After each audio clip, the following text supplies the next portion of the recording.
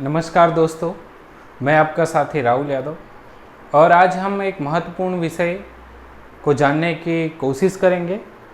एक ऐसा विषय जिसमें आप सब भी शामिल हैं, भारत का हर एक नागरिक शामिल है, क्योंकि हम जो आज बात करने वाले हैं वो एक ऐसा विषय है, जैसे कि अगर मैं आपको कहूँ कि हम लोग भारत एक कृषि प्रधान देश है और पूरे भारतवासी जो है कृषि पर आधारित है।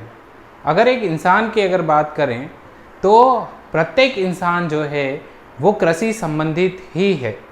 क्यों? ऐसा इसलिए क्योंकि हर एक व्यक्ति जो है अपने दैनिक जीवन में जो भोजन ग्रहण करता है वो भोजन जो है कृषि से आता है। और इसमें जो है आज हम देख रहे हैं कि हम जो भोजन खा रहे हैं क्या वो हमारे शरीर के लिए लाभदायक है या हानिकारक है, ये जानना बहुत ही अति आवश्यक है। क्योंकि आप जानते हैं कि हमारे पूर्वज जो पहले थे उनकी तुलना में अगर आज की पीढ़ी की बात करें तो आज जो है काफ़ी सारी बीमारियां बढ़ गई है। उपचार के साधन तो अनेक मिले हैं हमें, परंतु फिर भी आप देख सकते हैं कि ऐसी बीमारियों ने जन्म ले लिया है जो पहले कभी हमने नाम नहीं सुना था। हम जानते हैं कि आज सबसे ज़्यादा एक सबसे बड़ी बीमारी जिसको कैंसर के नाम से जाना जाता है, वो कैंसर जैसी बीमारी हर एक, अगर हम लोग सर्वे की बात करें तो अधिकांश लोगों को जो है कैंसर का असर होने लगा है।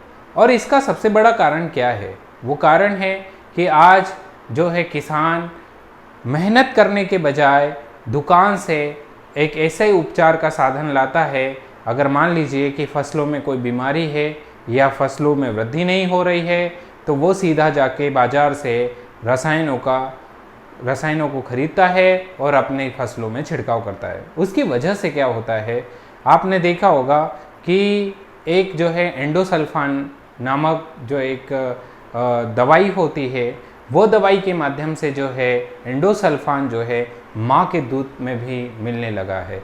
क्यों? इसका क्या कारण है? इसका प्रमुख कारण ये है कि किसानों ने जो है एंडोसल्फान नामक कीटनाशक का इतनी अधिक मात्रा में उपयोग किया कि जिसकी वजह से जो है वो फसलों के माध्यम से माँ के दूध तक पहुँच चुका है और वो बच्चों में पाई जाने वाली है। और एंडोसल्फान की वजह से जो है कैंसर जैसी महा बीमारी जो है बच्चों में देखने को मिली है।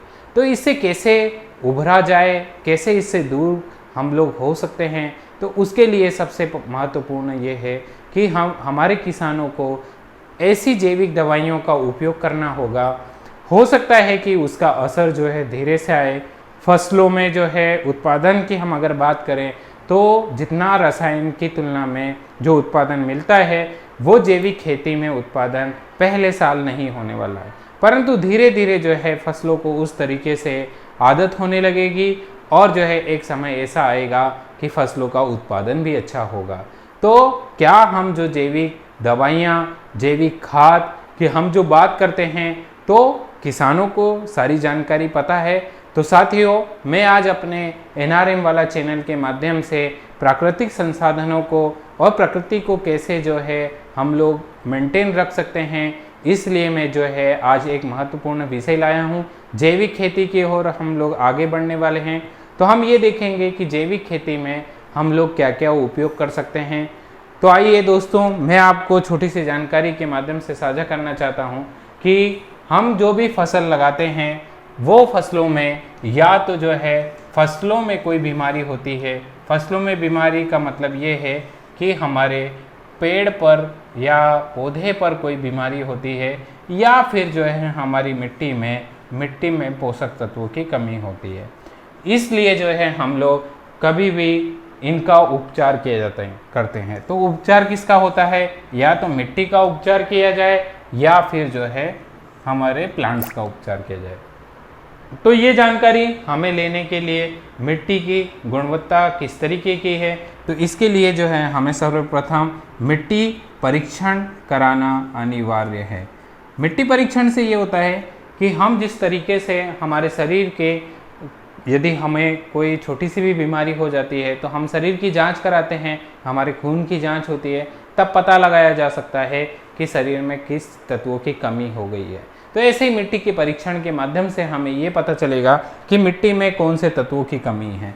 तो इस तरीके से हम लोग मिट्टी परीक्षण कराएं। उसके बाद में मिट्टी को किस तरीके के जो है INM न्यूट्रेंट, जिसके हम लोग बात करते हैं इंटीग्रेटेड न्यूट्रेंट मैनेजमेंट, कि किस तरीके के जो है न्यूट्रेंट मिट्टी को मिलना चाहिए।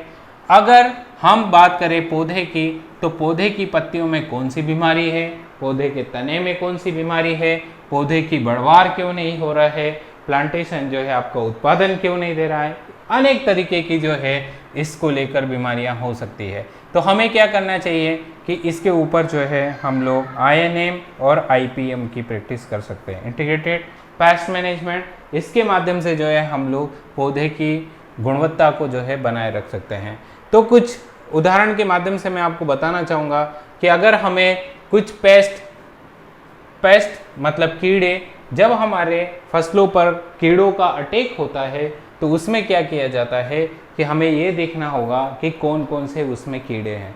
कभी कभी ये होता है कि किसान के दो तरीके के जीव होते हैं। पहला एक तो होता है मित्र जीव, दूसरा होता है शत्रु जीव। तो ये कीट अलग अलग तरीके से होते हैं। मित्र कीट और शत्रु कीट के नाम से हम लोग जानते हैं। मित्र कीट कौन हो सकते हैं? इसका मतलब है कि मित्र कीट वो कीट होंगे जो कि हमारी फसलों को सहायक होने में मदद करते हैं, जिसको हम लोग मित्र कीट बोलते हैं।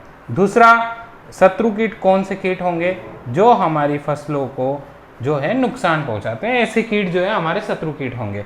तो हमारा किसान क्या होता है कि हम लोग जब रसायनों का उपयोग करते हैं तो ज़्यादातर क्या होता है कि हम शत्रु कीट के साथ साथ अपने मित्र कीट को भी मार देते हैं, जो कि हमारा सपोर्ट करते हैं, परंतु हमें ये पता नहीं होता है कि कौन सा हमारा मित्र कीट है, कौन सा हमारा शत्रु कीट है।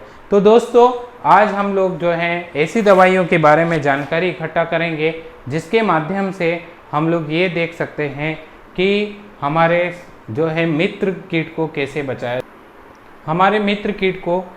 बचाया जा सकता है। तो कुछ ऐसे उपचार हैं मैं आपको बताऊंगा। जैसे अगर हम बात करें कि हमें कौन कौन से ऐसे जो है पेस्ट मैनेजमेंट के लिए कौन कौन से दवाइयों का उपयोग करना चाहिए, तो इसमें जो है सबसे पहला होता है कि 5 पत्ती ऐसी पत्तियां जिनको गाय नहीं खाती है या बकरी नहीं खाती, ऐसी पत्तियां को हम लोग जो हैं ये बिल्कुल आपको जो है आपके क्षेत्र में ही बड़ी आसानी से मिल जाएंगी। इसमें जो है कम खर्चा लगता है। तो हमारी जो जैविक खेती होती है उसका मतलब ये है कि हम लोग कम खर्च के माध्यम से कम खर्च वाली खेती बोल सकते हैं। कम खर्च वाली खेती करना हम लोग चाहते हैं। तो कम खर्च वाली खेती अगर करेंगे तो हमारे किसान को कर्जा लेने की ज़रूरत नहीं पड़ेगी। ज़्यादातर क्या हो रहा है ना, किसान यही तो कर रहा है कि अपनी फसलों को जो है अच्छा रखने के लिए बाज़ार से इतने तरीके के कीटनाशक लाता है, जिसकी वजह से क्या होता है कि वो कर्जे में डूबता चला जाता है। तो जैविक खेती की ओर अगर हम आगे बढ़ते हैं, जैविक खेती कहें या प्राकृतिक खेती कहें, तो ऐसी पत्तियां जिसको हम लोग इकट्ठा करें, जिसको बकरियां या गाय नहीं खाती हैं, तो ऐसी 5 पत्तियों के माध्यम से हम लोग 5 पत्ती काढ़ा बना सकते हैं। और अगर 10 पत्ती अगर हमें मिलती है तो हम लोग 10 पर्णी आर्क भी बना सकते हैं। दूसरा क्या हो सकता है एक साथियों, एक है नीम आर्क। नीम आर्क के माध्यम से भी हम लोग जो हैं पेस्ट मैनेजमेंट को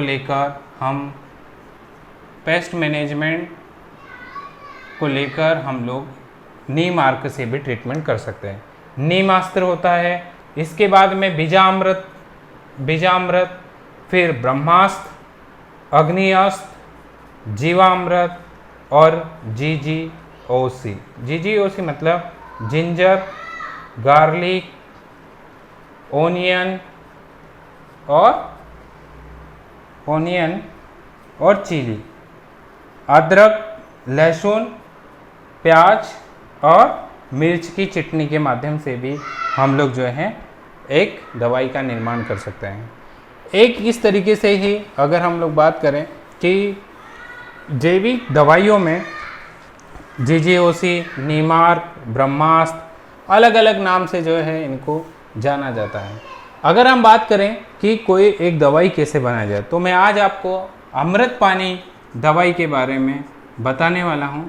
अमृत पानी किस तरीके से बनाया जा सकता है। तो साथियों, अमृत पानी बनाने के लिए हमको सबसे पहले 100 ग्राम गुड़ की ज़रूरत पड़ेगी। देसी गाय का गोबर चाहिए, कितनी मात्रा में, 1 केजी में। गौमूत्र चाहिए 1 लीटर, और नीम के पत्ते चाहिए 1 किलो। चना बेसन चाहिए पिसा हुआ हमको कितना, 1 किलो। पानी चाहिए हमको 10 लीटर, और एक ड्रम चाहिए 15 लीटर का। अगर हमें 15 लीटर का ट्रीटमेंट या 15 लीटर का हमें दवाई बनाना है, तो 15 लीटर क्षमता का हमें एक ड्रम चाहिए। अब बनाने की विधि क्या होगी? विधि ये होगी साथियों कि ये सारी सामग्री को हम लोग पीस कर या फिर अच्छा घोल बनाकर एक 15 लीटर वाले ड्रम में मिलाकर एक पेड़ के नीचे छाया में इसको रख देंगे, और ड्रम को जो है कपड़े से ढक देंगे। फिर इस ड्रम को क्या करना है कि आपने ये सारा सामग्री इसमें डाल दिया है। अब इसको जो है सुबह शाम घड़ी जिस तरीके से क्लॉकवाइज और एंटी क्लॉकवाइज चलती है, उसी तरीके से हमको 4 से 5 बार क्लॉकवाइज और 4 से 5 बार एंटी क्लॉकवाइज इसको घुमाना पड़ेगा। फिर ये जो है हमारा ये सामग्री जो है 4 से 5 दिन में तैयार हो जाएगा। फिर हम क्या करेंगे कि वो 150 ml 150 जब तैयार हो जाएगा तो 150 ml हम लोग प्रति पंप लेकर इसका छिड़काव करेंगे। इसका छिड़काव करने के बाद में जो हमारे फसलों में क्या क्या उपयोगिता होगी, तो ये है कि अमृत पानी जो है दोस्तों, ये अमृत पानी सभी क्रॉप्स के लिए जो है सभी क्रॉप्स के लिए उपयोग किया जा सकता है। इसका नुकसान नहीं है। कहते हैं ना कि जैविक दवाइयों का कोई भी नुकसान नहीं होता है। तो एक तो ये है कि सभी फसलों में हम डाल तो सकते हैं, पर इसका क्या काम है? तो इसका काम है कि ये फसलों की ग्रोथ में जो है मदद करता है। फिर जिस तरीके से हमने अभी पेस्ट मैनेजमेंट की बात कही, तो ये पेस्ट मैनेजमेंट को कंट्रोल करता है, मतलब कीड़ों को कंट्रोल करता है और फसल की चमक बनाए रखता है, और जो रोग प्रतिरोधक क्षमता होती है जो हमारी फसलों की, उसकी बढ़वार में मदद करता है। तो मित्रों, आप ये देखिए कि ये सामग्री लाने में हमें कितना खर्चा लगता है। बहुत कम खर्चा। गुड़ लाना है, देसी गाय का गोबर तो हमारे गांव में ही मिल जाता है, गौमूत्र भी मिल जाएगा, नीम के पत्ते बड़े आसानी से मिल जाते हैं, चना बेसन हो गया, पानी तो सबके घर है, और एक ड्रम। अगर इतनी सामग्री के साथ में अगर हमें अमृत पानी हम लोग अगर बना सकते हैं, तो सोचिए साथियों कि आप जो 100 रुपये या 200 रुपये लीटर का 200-500 रुपये लीटर में जो दवाई खरीद कर बाज़ार से लाते हैं, वो दवाई नहीं है, वो जहर है। तो उस जहर का इस्तेमाल करने के बजाय आप अमृत पानी जैसी दवाइयों का इस्तेमाल करें और अपने जो है स्वास्थ्य को भी अच्छा बनाए रखें, अपने फसलों को भी अच्छा बनाए रखें। तो आज इसी वीडियो के माध्यम से मैं आपके लिए एक जानकारी लाया था कि हम लोग किस तरीके से जैविक दवाइयों का उपयोग करके अपनी फसलों को कैसे बढ़वार किया जा सकता है। धन्यवाद साथियों, फिर मिलते हैं अगले वीडियो में। आप प्लीज़ मेरे इस चैनल को सब्सक्राइब कीजिए, इस वीडियो को शेयर कीजिए और बेल आइकन पर क्लिक कीजिए। धन्यवाद।